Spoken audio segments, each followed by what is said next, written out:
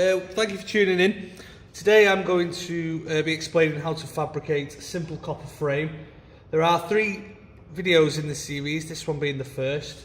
I'm just going to explain a couple of little things, and then I will hand you over to my students in the other 2 videos. Before we work with copper pipe and before we work from technical specifications, we need to understand something that's called the X dimension.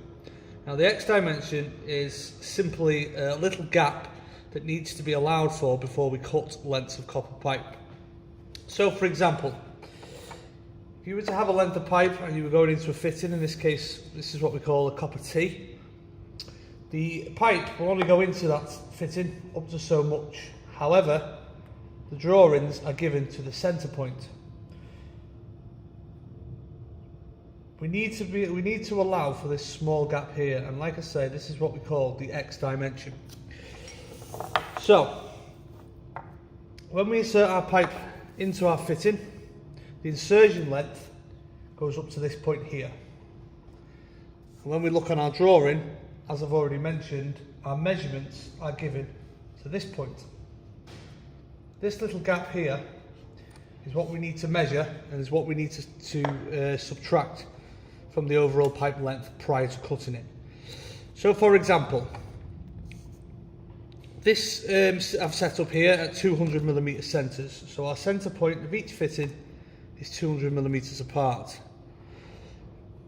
The pipe distance from this point to this point is 182mm. That's because the X dimension on each T is 9mm.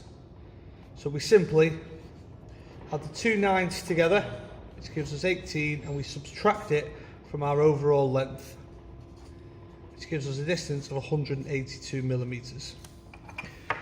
Once I add the 2 T's on to that 182mm, our centre marks become 200. That is simply an X dimension, and we need to bear that in mind whenever we cut a piece of pipe. If there is only one fitting on, obviously only one X dimension need to be subtracted. However, in a situation where you've got a fitting on either end of the pipe, we'd need to subtract 2. So with that in mind, I'll pass you over to my 2 students now, and they're going to run through how to bend and how to solder copper. Thanks for tuning in. Cheers.